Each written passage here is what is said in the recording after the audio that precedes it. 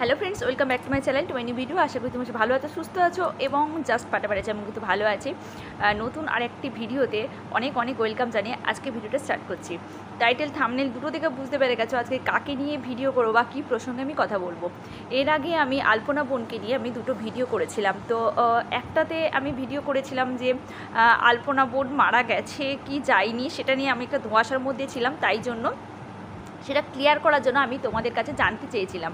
আর একটা ভিডিও করেছিলাম যে মানে বিনা চিকিৎসায় বা অবহেলার কারণেই কিন্তু আলপনা বোনের মৃত্যুটা হয়েছে। স্টোন হলে কেউ এরকম চলে যায় না, এরকম নিয়ে আমি একটা ভিডিও করেছিলাম।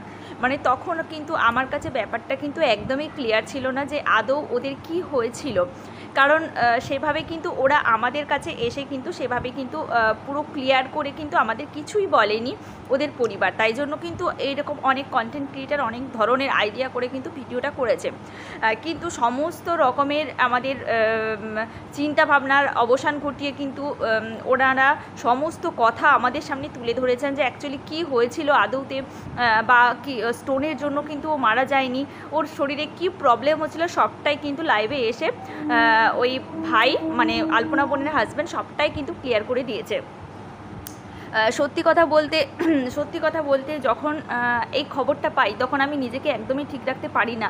এরকম একটা জলজ্যান্ত মানুষ হট করে এরকম চলে গেল, তখন শুনছি শুধু স্টোন হয়েছে, পেটের গণ্ডগোল, এই সমস্ত কারণের জন্য নেগলিজেন্সি, তখন মানুষের মনে একটাই ধারণা হয় যে নেগলিজেন্সির কারণে কিন্তু এই ব্যাপারটা কিন্তু ঘটেছে, কিন্তু না, সবটাই কিন্তু আমার ভুল ধারণা ছিল।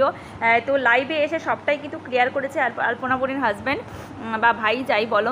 সত্যি ওদের মনের অবস্থা খুবই খারাপ। এবার কি হয়েছিল আমি একটুখানি সংক্ষেপে বলি, যেটা জানতে পারলাম।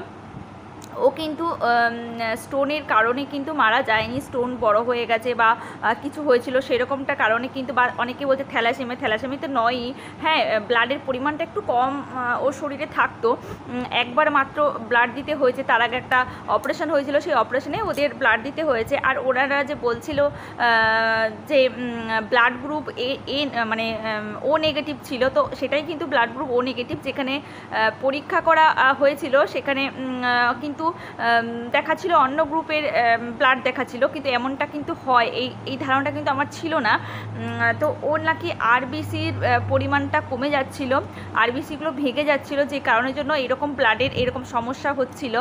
তো ওর মেন যেটা রোগ সেটা কিন্তু এই আরবিসি ভেঙে যাওয়া বা উৎপন্ন না হওয়া বা যাই বলো, মানে ব্রোকেন অফ আরবিসি যাই বলো। তো এইটার কারণে মানে আরবিসিটা উৎপন্ন হচ্ছিল না। মানে আরবিসি উৎপন্ন না হলে কী হয় বলো তো, আরবিসির ফাংশন হচ্ছে আমাদের শরীরে রক্তের যে অক্সিজেনের মাত্রাটা বজায় রাখে, মানে রক্তে অক্সিজেনের পরিমাণটা, আরবিসি যদি কমে যায় তাহলে রক্তে অক্সিজেনের পরিমাণটাও কমে যায়। এই মুহূর্তে আমার টার্মটা ঠিক মনে পড়ছে না রোগটার নাম কি, তো এটাই হয়েছে। তো মেন কিন্তু এই ব্যাপারটা না হট করে হয়ে গেছে। মানে সত্যি কথা বলতে এই ব্যাপারটা আগে কিন্তু ওরা বুঝতে পারেনি। এবার রক্তশূন্যতা মনে সেটা অনেকেই ভাবে যে ওটা অ্যানিমিয়া বা থ্যালাসেমিয়ার দিকে যেতে পারে, যেহেতু ওর মৃত্যুর সময় ওর রক্ত 3-এ চলে গেছিলো।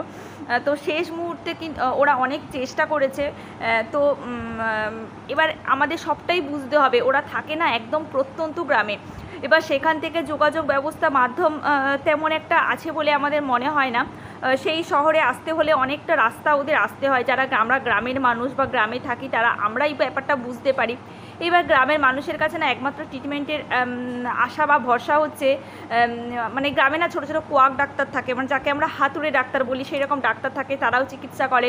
আবার হোমিওপ্যাথি ডাক্তারও অনেকে থাকে। এবার ওরা ভেবেছে যে হোমিওপ্যাথির মাধ্যমে চিকিৎসাটা করাবে। হ্যাঁ, আমি অনেকে শুনেছি যে কিডনিতে স্টোন হলে বা গলব্লাডারে স্টোন হলে অনেকে কিন্তু হোমিওপ্যাথি ট্রিটমেন্টটা করায় স্টোনটাকে গলিয়ে দেওয়ার জন্য। এবার ওর হাজব্যান্ড যেটা বলছে, স্টোন একদম ছোট্ট একটা স্টোন ছিল, মানে ওই স্টোনে মানুষ মারা যায় না, কিচ্ছু হয় না, কিন্তু শরীরে ওর রক্তেরই কিছু একটা সমস্যা হচ্ছিল, যে কারণের জন্য ব্লাড দেওয়ার পরেও, ওর ব্লাড যখন দিয়েছিল তখন ওর চোখ মুখ একদম রক্ত হয়ে গেছিলো, মানে লাল হয়ে গেছিলো, ঠিক হয়ে গেছিলো, শ্যাতা থেকে ভালো পর্যায়ে চলে গেছিলো। তখন ওর হাজব্যান্ডটা কিন্তু বুঝতে পারেনি যে ব্লাড দেওয়া হয়েছে, এবারে হয়তো শরীরটা একটু ওর উন্নত হবে, তারপরে মানে শরীরের কন্ডিশনটা একটু ভালো হবে, তারপরেই ওরা অপারেশনটা করবে। কিন্তু না, সে সময়টুকু আমাদের আর আলপনা বোন দেয়নি। ওরা অনেক ছোটাছুটি করেছে। আর সব থেকে বড় কথা হচ্ছে মানে ওই ভাইয়ের পাশে দাঁড়ানোর মতো কিন্তু কেউ নেই। আমরা তো দেখেছি ওর ভিডিওগুলোতে পাশাপাশি কেউ সেরকম ভালো সম্পর্ক বলো বা আত্মীয় স্বজনের ভালো যেরকম থাকে না, আত্মীয় স্বজনের মধ্যে অনেক মানে কাজ করার অনেকে থাকে, বা রোগ অসুখ বিসুখ হলে এদিক ওদিক দৌড়ানোর জন্য যে মানুষজন, সেই মানুষজনের কিন্তু বড়ই অভাব। মানে ও আর ওর শাশুড়ি মা ছাড়া কিন্তু আর কেউ নেই ওর পাশে, মানে পাশে কেউ দাঁড়াবে এরকম কিন্তু কেউ ছিল না। তো সেই কারণের জন্য আর ও বুঝতেও পারতো না, মানে পারছিল না যে অ্যাকচুয়ালি কী করবে। মানে সেই এই মুহূর্তে না মানুষের মাথা কাজ করে না।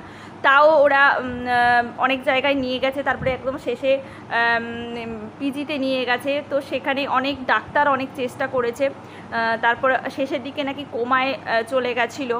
তো সেখান থেকেই ওর মৃত্যুটা হয়েছে। তো ওর মেন কারণ যারা অনেকে বলছে যে থ্যালাসেমিয়াতে মৃত্যু হয়েছে বা গল ব্লাডার স্টোনে মৃত্যু হয়েছে, আমিও কিন্তু আমারও এই ধ্যান ধারণাটাই ছিল যে গল ব্লাডার স্টোনে মৃত্যু হয়েছে। এর গল ব্লাডার স্টোনে যদি মৃত্যু হয়ে থাকে তাহলে মানুষ একটাই কথা ভাববে যে অবহেলার কারণে হয়েছে। কারণ গল ব্লাডারের স্টোন যদি সেভাবে বড় হয়ে গিয়ে থাকে তো ওটা মানে অপারেশন করে বের করাটা খুব জরুরি। তো না, সেটার কোনো কারণ ছিল না, কারণ স্টোন একদমই ছোট্ট ছিল। তো এই কথাগুলো যদি লাইভে এসে যদি ক্লিয়ার করে না বলতো তাহলে মানুষের মনে ধোঁয়াশা থেকেই যেত, আর মানুষ নানা রকমের কুৎসা রটাতো বা নানা ধ্যান ধারণাগুলোকে পোষণ করতো বা যেগুলো ভুল মন্তব্য করতো। তো আমার মনে হয় এটা ওরা ঠিক কাজ করেছে। পুরো কি হয়েছে না হয়েছে ডিটেলসে আমাদের পুরোটা বলেছে। তাই বলবো যে সবটা না জেনে মানুষের এইভাবে গুণ বিচার করাটা একদমই ঠিক না। ওরা যথেষ্ট ওদের মতন কষ্ট করেছে। আর যে পেমেন্টের ব্যাপারটা আমিও বলেছি, অনেকেও বলেছে, এই পেমেন্টের ব্যাপারটা ওরা 9 মাস ধরে কিন্তু পেমেন্টটা পাচ্ছে। এবার 9 মাস কিন্তু আর কয়েকটা মাস, তাই না? কারণ ওরা ইউটিউবে এসছে 2 বছরও হয়নি ওদের চ্যানেল, প্রায় 1.5 বছরের কাছাকাছি ওদের চ্যানেল, 2 বছরও হয়নি। আর পেমেন্ট পাচ্ছে মাত্র 9 মাস ধরে কিন্তু পেমেন্টটা পাচ্ছে। তা সেইভাবে যে ওদের টাকা পয়সাতে বিশাল জোর ছিল কিন্তু আমি এটা বলবো না।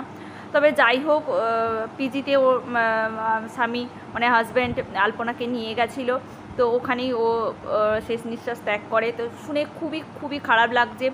আর কাকিমাকে সত্যি কথা মানে দেখা যাচ্ছে না, চোখে দেখা যাচ্ছে না। ওর হাজব্যান্ডেরও খুবই মানে কি বলবো, খুব খারাপ অবস্থা দেখে সত্যি খুব খারাপ লাগছিলো। তাই বলবো যে সবটা জেনে শুনে তারপরেই কিন্তু ভিডিওটা করো। সত্যি কথা আমারও মস্ত বড় ভুল হয়ে গেছে, কারণ আমিও তখনও জানতাম না যে এই ব্যাপারগুলো হয়েছে। তাই সত্যি যদি ভুল হয়ে থাকে সত্যি প্লিজ আমি ক্ষমা চাইছি মানে আলপনাদের পরিবারের কাছে। তো সবটা জেনে শুনে বিচার বিবেচনা করাটা উচিত। মানুষের দুর্বল জায়গায় কখনো আঘাত করাটা তো ঠিকই না। তো সেই মুহূর্তে মনে হয়েছিল যে একটা স্টোনে মানুষের মৃত্যু হয়, এটা নিশ্চয়ই বিনা চিকিৎসা বা অবহেলা, কিন্তু ব্যাপারটা তা না। ব্যাপারটা স্টোনের কারণের জন্য বা থ্যালাসেমিয়া হয়ে গেছিলো, এরকমটা ভুল তথ্য।